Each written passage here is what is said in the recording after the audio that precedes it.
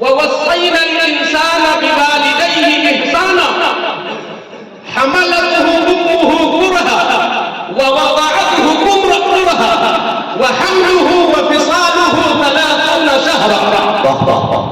اللہ فرماتا ہے کہ میں نے والدین کے ساتھ اچھا سلوک کرنے کی تاکید کی ہے۔ ہر اولاد کے لیے یہ حکم ہے خدا کا کہ تم بہتر سلوک کرو، ماں کے ساتھ بھی اور باپ کے ساتھ بھی۔ پھر آگے قرآن کہتا ہے کیا کہ اس کی ماں نے بڑی پریشانی کے ساتھ اپنے پیٹ میں بھی رکھا اور بڑی پریشانی کے ساتھ پیدا بھی کیا اور بڑی پریشانی کے ساتھ 2 سال تک اپنا خون جگر دودھ کی شکل میں بھی پلایا۔ پہلے کہہ دیا گیا ماں اور باپ دونوں کے ساتھ سلوک کر، اور پھر ماں کی تفصیل کر دی گئی کہ پیٹ میں رکھا ہے، دودھ پلایا ہے اور تجھے پیدا کیا ہے۔ مطلب یہ نکلا کہ ماں کی 3 قربانیاں ایسی ہیں، ماں کی 3 قربانیاں ایسی ہیں کہ کوئی شفیق سے شفیق باپ بھی اپنے بیٹے کے ساتھ وہ قربانی کری دے ہی نہیں سکتا۔ کوئی کتنا بھی خیر خواہ ہوگا اپنی اولاد کے ساتھ یہ 3 قربانی ممکن ہی نہیں ہے۔ پیٹ میں رکھنا کس کا کام؟ ماں کا۔ پیدا کرنا یہ ماں کا کام، دودھ پلانا ماں کا کام۔ تو اللہ فرماتا ہے یہ 3 قربانیاں الگ نوعیت کی قربانی ہے، جن قربانیوں میں باپ کچھ بھی شریک نہیں ہے۔ جہاں تک رہی تعلیم کی بات، جہاں تک رہی تعلیم کی بات، تو ہم اور آپ صاحب بیٹھے ہیں، ان کی اہلیہ ٹفن تیار کرتی ہوں گی تو گاڑی سے بھیج رہے حضرت جاتے ہوں گے، تو تعلیم میں دونوں شریک ہوئے کہ نہیں؟ ناشتہ وہ بناتی ہے، چھوڑنے میں جاتے ہیں، کپڑا وہ دھلتی ہے، کھانا وہ بناتی ہے، تو فیس یہ ادا کرتے ہیں۔ تو تعلیم میں یہ بھی شریک ہے، وہ بھی شریک ہے۔ ابھی ان کے بیٹے الحمدللہ عالم دین ہیں، شادی ہوئی، تو اس شادی میں بہت ساری محنت نے کیا ہوگا، بہت ساری محنت انہوں نے کیا ہوگا۔ تو تعلیم میں یہ بھی شریک، وہ بھی شریک، شادی بیاہ میں یہ بھی شریک، وہ بھی شریک، مگر وہ 3 قربانیاں کوئی قاری کہاں سے ادا کرے گا؟ 3 مہینہ 9 مہینہ تو وہی نہیں رکھتی ہے، وہی کرے گی، دودھ تو وہی پلائے گی۔ مصطفیٰ فرماتے ہیں اے پیدا ہونے والی اولاد، تو بڑا ہونے کے بعد تو باقی قربانیاں بھول جائے، یہ تیرا مسئلہ ہے، مگر اللہ نے اس خاتون کی قربانی کو قبول کر لیا۔ جب 9 مہینہ پیٹ میں رکھا تو شوہر سے 1 درجہ آگے ہو گئی، جب 9 مہینے کے بعد پیدا کیا تو شوہر سے 2 گنا آگے ہو گئی، اور جب 2 سال تک دودھ پلایا تو 3 گنا آگے ہو گئی، اس لیے ماں کا حق 3 گنا زیادہ۔ زندہ باد، زندہ باد، نعرے تکبیر، نعرے رسالت، جلسہ دستار بندی، عصمت والدین، مفتی شیر محمد صاحب قبلہ، نعرے تکبیر، نعرے رسالت، زندہ باد۔ ماں کا حق اللہ اکبر۔ ایک صاحب حضور کی بارگاہ میں پہنچے، عرض کرتے یا رسول اللہ میری ماں زبان کی کڑوی ہے، مجھے بہت ستاتی ہے، خرچہ بھی اٹھاتا ہوں اور زبان سے کاٹتی بھی رکھتی ہے۔ انہوں نے سوچا ہوگا شاید نوٹس لیں گے حضور ماں کے لیے، لیکن الٹا معاملہ ہو گیا۔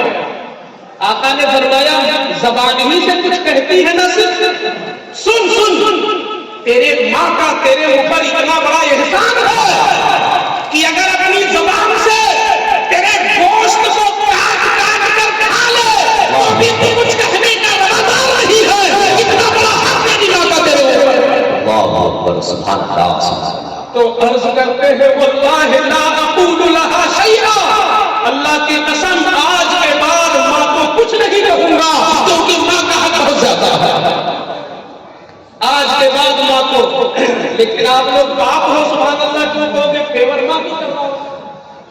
अब बाप लोग भी खुशी में कहते पहले सुभान अल्लाह। सुभान अल्लाह। क्या दर्जा है आपका, क्या दर्जा है आपका।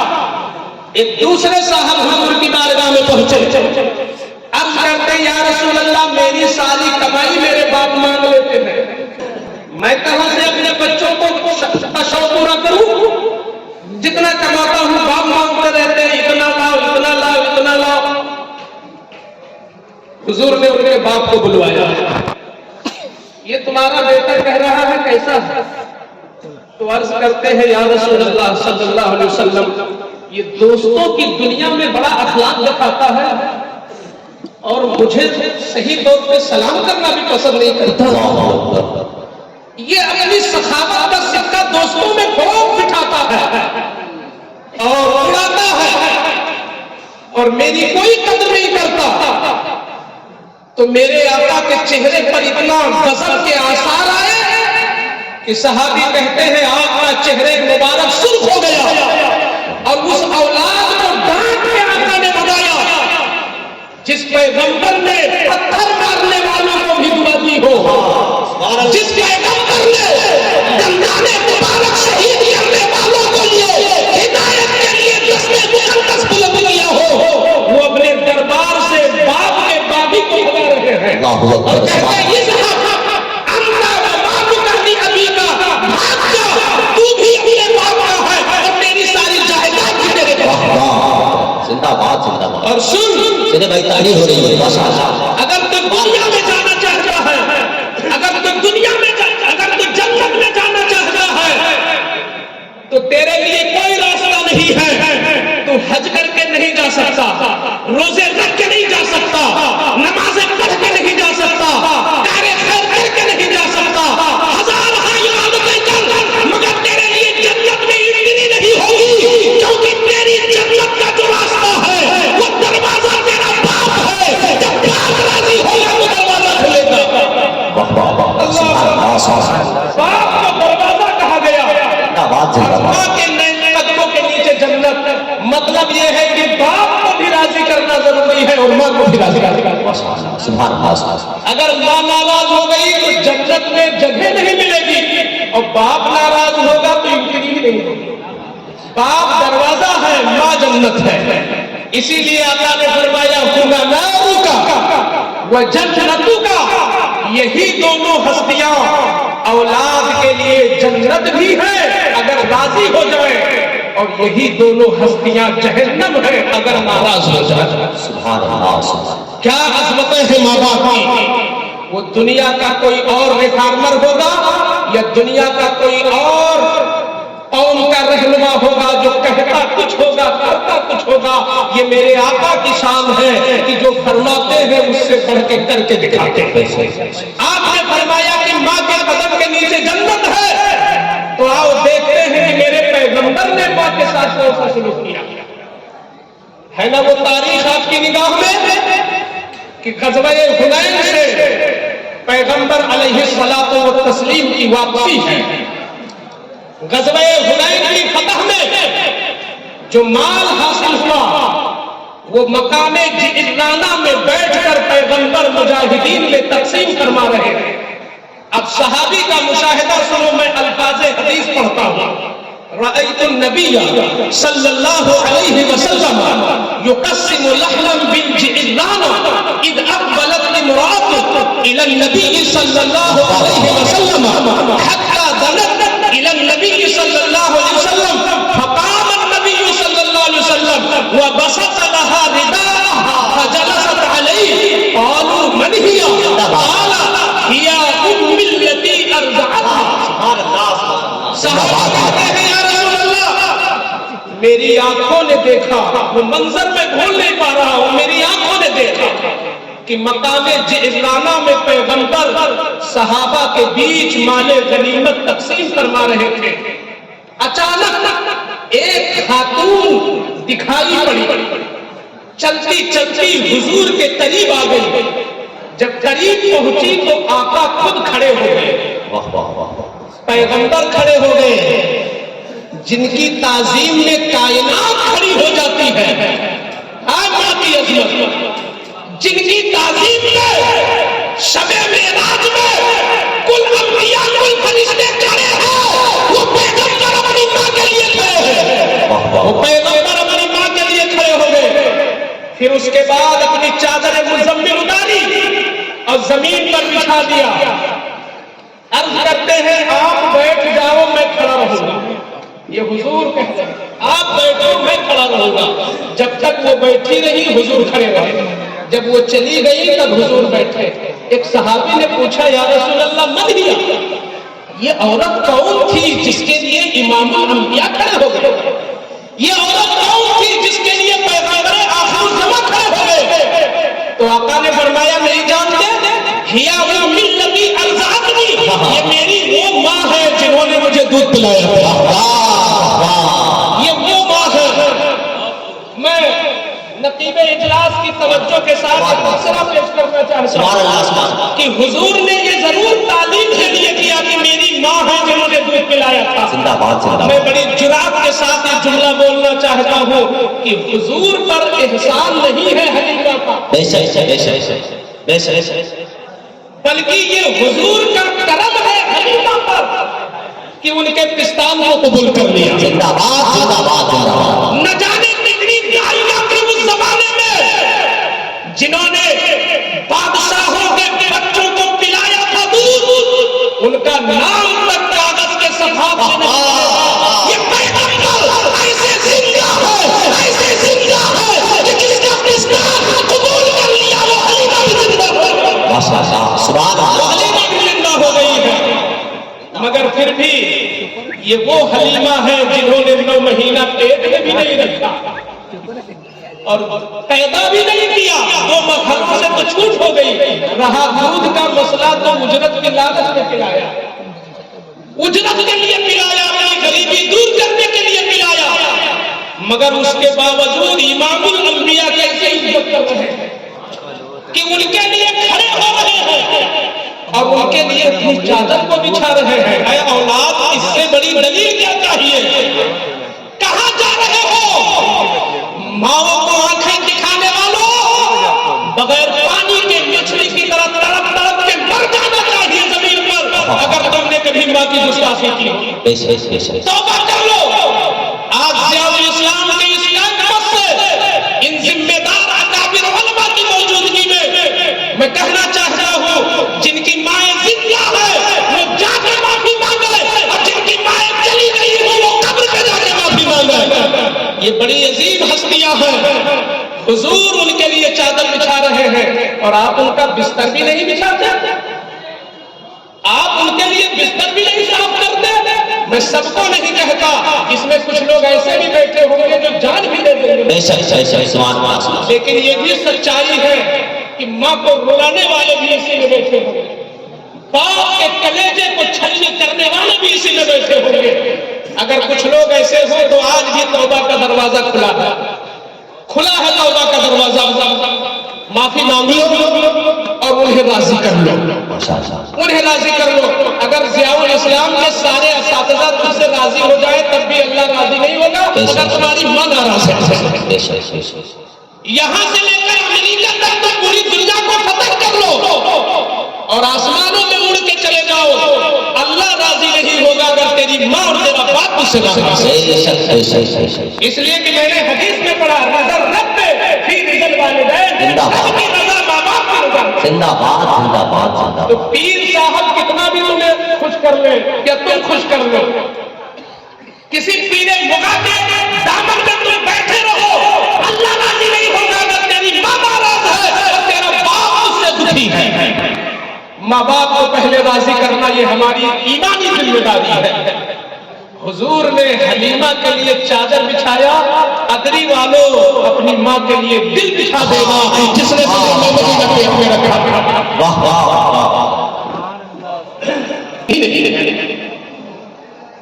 ان کا کوئی حق ادا کر ہی نہیں سکتا.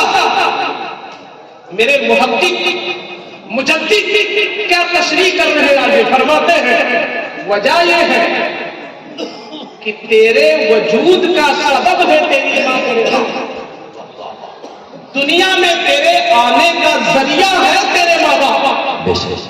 تو آیا ہے تبھی تو علامہ بنا ہے، تو دنیا میں آیا تبھی تو شاعر و خطیب بنا ہے، تو آیا ہے تبھی تو فاضل و مفتی بنا ہے، پیدا نہ ہوگا تو کہاں کچھ ملتا؟ چاہے دنیا کی نعمتیں تجھے میسر ہیں یا دینی نعمتیں میسر ہیں، یہ سب تیرے وجود کے بعد ہی، اور وجود کا ذریعہ تیری ماں ہے، تیرا باپ ہے۔ تو اب گویا دنیا میں تجھے جو بھی مل رہا ہے یہ صدقہ ہے تیری ماں اور تیرے باپ کا، اس لیے ماں اور باپ کا حق ادا ہو ہی نہیں سکتا۔ اور آج جن کی سرپرستی میں یہ جلسہ چل رہا ہے ان کا بھی ذکر خیر کر لو جی چاہتا ہے، جنہیں دنیا عزیز ملت کہتی ہے، سادہ سی ہستی ہے، مگر کہتے ہیں نا کہ گھر کے ماحول کا اثر اولاد میں ہوتا ہے۔ جب باپ نوٹوں سے محبت کرے گا تو اولاد میں وہی چیز آ جائے گی، اور جب باپ دین سے محبت کرے گا تو بیٹے میں کیوں اثر آئے گا؟ عزیز ملت نے دنیاوی لمب و دم کو ترجیح نہیں دیا ہے، کم سخن ہے مگر دین کا درد ان کے قلب میں موجود ہے۔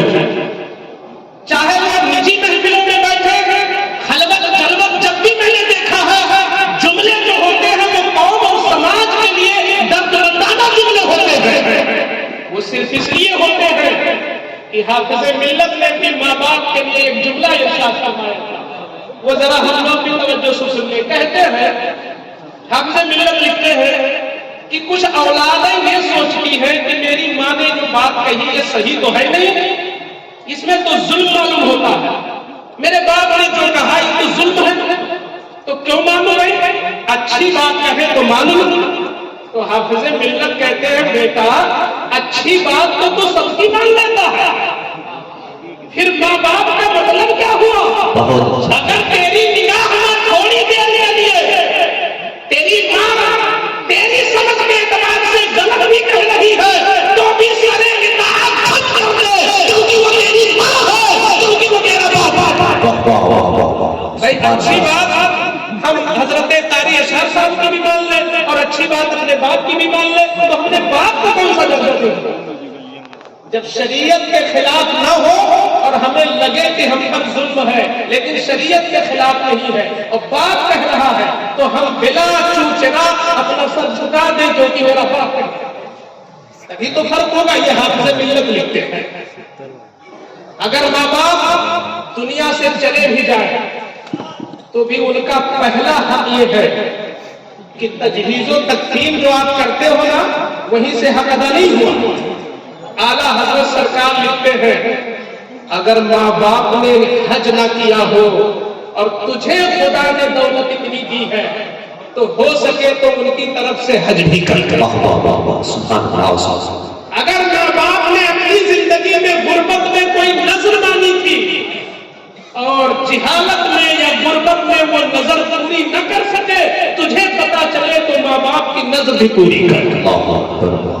اگر تیری ماں اور تیرے باپ نے دنیا میں رہتے ہوئے کسی کا قرضہ لیا تھا تو تو ایک ٹائم کھا کے چاہے ایک ہی ٹائم کھا مگر اپنی ماں اور اپنے باپ کا قرضہ ادا کر دے، یہ مرنے کے بعد ان کے حقوق ہمارے اوپر ہے۔